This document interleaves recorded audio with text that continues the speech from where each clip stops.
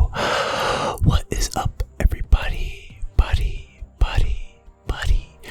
And welcome back to another Marvel Snap video. So today, guys, Marvel Snap did release a brand new update, and I am going to be trying something a little bit different. As you guys can see already, I do have the patch notes up, and that's what we're going to be doing today, guys. We're going to be checking out the patch notes. Going to be checking out what's new, what cards they ended up changing, and basically just all that good stuff. And I know this is something new, so if you guys do like this kind of video, please make sure to give this video a big thumbs up. And of course, to subscribe to the channel, show support. I do appreciate all of it. And I mean, yeah, guys, let's just hop right into it. So the first thing is emotes. We have a brand new set of emotes that are available to use. Now that's interesting because we never really had emotes before. Like, you could use set phrases against opponents, but never emotes, so I am excited to check that out. A new matchmaking system that will allow for a longer wait time for high-ranked opponents. Basically just to get a competitive match, which I don't know how to feel about that. I don't know if that's like something players want at a high elo, if people really want to play a super competitive game, but hey man, if they want that, that's good for them. They've reduced weekly mission requirements. That's pretty good. It's pretty good if you don't really have a lot of time on your hands, so you can kind of just get in, smash out the missions, and just get all your credits and stuff. So that's pretty good. I like that they did that. Officially upgraded end game results screen. Okay, I'm excited to see that. Card art variant names are now visible in the shop and card detail screen. Okay, I need to see what that's about, because that sounds like it could be interesting. And they've doubled the max number of decks from 10 to 20. I like that because you could basically just keep creating like an endless amount of decks. Like, there are a lot of decks you could use, guys. Of course, we have some optimization. Not really too interested in that, but you guys can read it, pause the video, read it yourself if you do want to check that out. Of course, localization, some art and visual effects. I like the one they got rid of the glowing Colossus issue. That one was such a pain, dude. Like, that one was so annoying. So I am glad they did end up fixing the glowing Colossus issue. Of course, certain cards and locations did get a visual upgrade. Excited to see what they look like.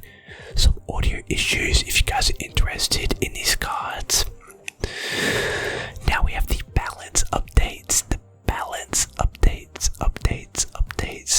I am excited to see what cards did end up getting changed. So of course, first up we have Arnim Zola. No longer adds copies of a card if his target is not destroyed. I mean, I really haven't used Arnim Zola or seen a lot of him, but I assume that before this update, let's say you have a Colossus and you play him at the same location as Colossus, it would probably just like add copies of him to every other location. So I think that no longer does it. So that actually makes it really good. It kind of nerfs him a little bit. Or like, let's say someone has armor and you have like a bunch of really strong cards, and then you play Arnim Zola. Since he doesn't destroy them, I don't think he'll copy them. So I think that's a pretty good change. But like I said, I really didn't run into that many Arnim Zolas. Baron Mordo. He is a 2-cost 3 power now, and on reveal, your opponent draws a card and it sets it to 6. Now I'm pretty sure before the update, it was just to raise their cost by 1, but now it's set to 6. So if you draw a card, like, let's say Nightcrawler, so that means it will be 6, it won't go up to 1. It won't go up by 1 to 2 cost, it'll automatically make him a 6 cost, so that can be pretty good. Jessica Jones, she is a 4 cost of 4 power, and if you don't play a card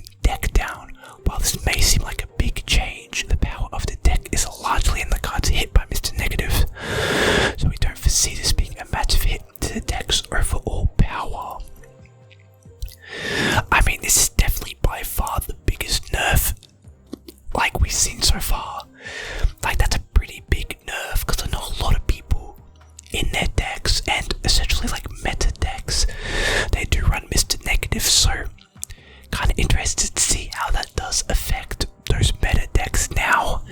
But like they said, people don't really use Mr. Negative for the power. It's mainly just for his ability of swapping power and cost of like all the really strong cards. So like I said, I'm very excited to see if the meta changes at all because of this. Professor X is ongoing, is locked down this location. Cards can't be added, removed, etc. So I don't really think they changed him. It says that they're making his text more general. So I assume they just reworded his ability. I assume it stays the same. It also does say that when you do drop Professor X, it prevents cards from switching ownership like a Hobgoblin or just Green Goblin. So if you drop a Professor X and they drop a Hobgoblin, they will keep their Hobgoblin. So I don't really think anything changed with Professor X, they just changed the way his ability's worded. Spider-Man gets a buff, goes from a 4 cost 2 power to a 4 cost 3 power. Essentially they just said that he's weak and they just want to buff him. I mean, Spider-Man has a really good ability where if you play him, your opponent can't play cards at this location next turn. Very strong if you do end up playing him on turn 5. So again, I wonder if this will affect many other decks. Surprisingly, they ended up kind of like buffing Thor, but at the same time I guess they nerfed him. He went from a 4 cost 6 power to a 3 cost of 4 power. And what they say is that reducing his cost gives players more flexibility when they play him, allowing more time to draw Mjolnir, which is fair. But at the same time, a lot of people that do end up using Thor end up running Mighty Thor. So essentially, they just get Thor right back. So. Very interested to see if more people will utilize him or not. Now we have some 5 cost card updates. Abomination goes up to a 9 power, Arrow goes up to an 8, Black Bolt goes up to an 8, Blue Marvel surprisingly goes down from a 6 cost 4 power to a 5 cost 3 power. That was the most interesting change in my opinion. But also this one is interesting. Devil Dinosaur from a 4 cost 0 power to a 5 cost 3 power. Now of course those two cards still keep their abilities, so again, switching up the decks, I can see a lot of good Blue Marvel decks and a lot of Devil Dinosaur decks kind of getting nerfed a little bit. Gamora on reveal is if your opponent played a card here this turn +5, and I'm pretty sure she went either up or down to a 7 power. Claw, 5 cost 4 power, ongoing, the location to your right has +6 power. Red Skull goes from a 14 to a 15 power, but of course he still has this ability where I believe your opponent's cards get like +2 power. But if you do end up running like a Red Skull and Enchantress deck, dude, that's a pretty strong card. Ronin, 5 cost 0 power, but his ongoing is +3 power for each card in your opponent's hand. And Spider-Woman surprisingly gets a huge buff from 4 cost 4 power to a 5 cost 7 power, which is ridiculous. And she still keeps her ability where on reveal your opponent's cards get hit with a -1 power, which is nuts. And of course 6 cost card updates. Agatha goes up to a 14 power, Hulk surprisingly goes up to a 12, Onslaught up to a 7, Spectrum up to a 5, and Ultron I believe goes up to an 8 power. And what they say is many of our 5 and 6 cost cards don't quite live up to their lofty energy costs. We'd also like to give our 5 cost cards some more identity, as many of them at the moment are rather simplistic effects compared to many other cards in Snap.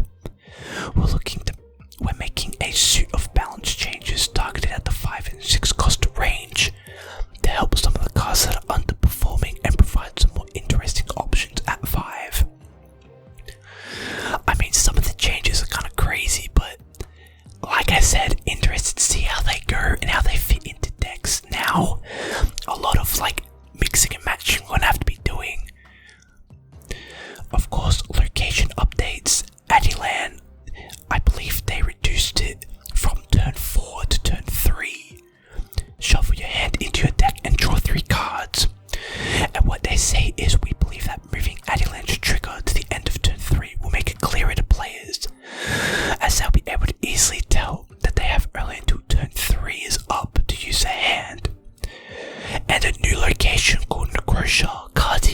-2 power. I mean, it's not really a new location. They essentially just removed Glinda and replaced it with Necrosha. Don't know why they did that, but I mean, that's to be a reason for it. Of course, now we have some bug fixes.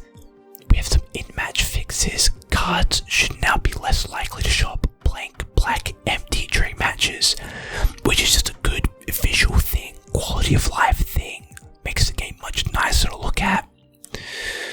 Fixed an issue where Legiquilla or Cork adding rocks could freeze some clients. Fixed a bug that would prevent deathlock visual effects freezing some devices. Players can now retreat if your opponent plays Daredevil on turn 5 and snaps. So I assume that was maybe an issue, kind of like forcing people not to retreat, so even if you know you're going to lose, I mean, you can't retreat and save yourself your cubes. Fixed a bug where 2 friendly Daredevils would result in their effect being cancelled. I've never seen that, but I guess I'm glad that they fixed it. Wong's ability now functions correctly with Onslaught if Onslaught is played after Wong. So I assume that means if you end up playing Onslaught on top of Wong, it's like ×4 for your on-reveal effects, which is ridiculous, by the way. I don't know, we're gonna have to test that out, but that seems nuts. On-reveal effects triggered by Odin and are doubled with Camartage, so Odin can make on-reveal effects just go nuts, dude. Improved speed of Kazar and Blue Marvel's abilities when they update their card power, so just more quality of life, just improved speed, makes the game go by quicker and nicely. Fix an issue where Domino can get stuck on your hand after you've played her, so just a visual thing. Fixed an issue where hulks created at the Gamma Lab retain modifiers from before transformation. Gamma Lab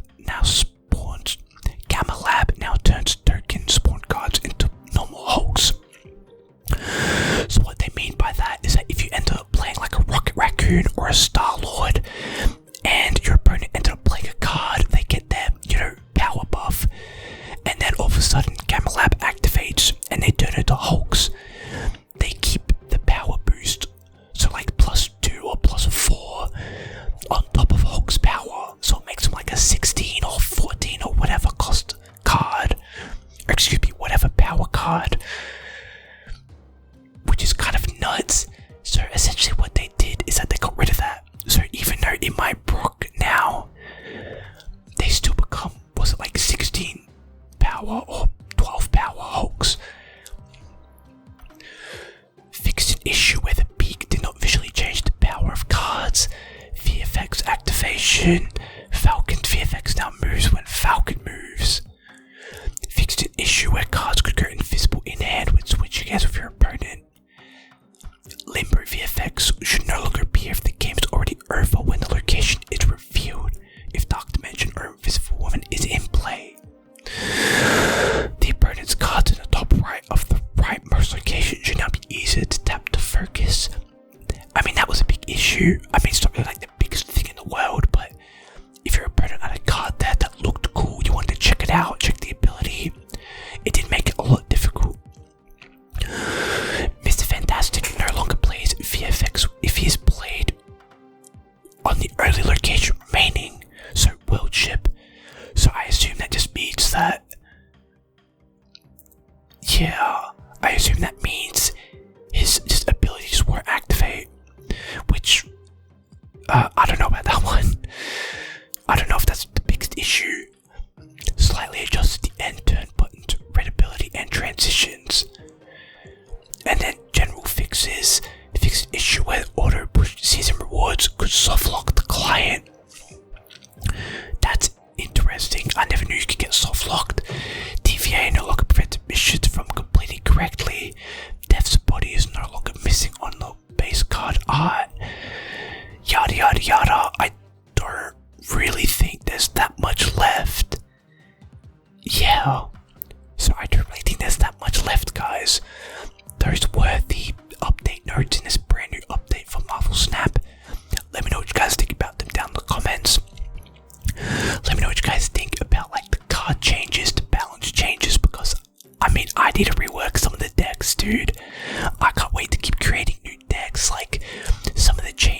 Oh, dude, some blue Marvel decks are gonna go crazy now. Like, imagine blue Marvel and Onslaught. Oh, it's so good. Or even with Spectrum. So definitely a lot more decks can be made. I don't know about the meta being changed, but like I said, let me know down in the comment section below, guys. And as always,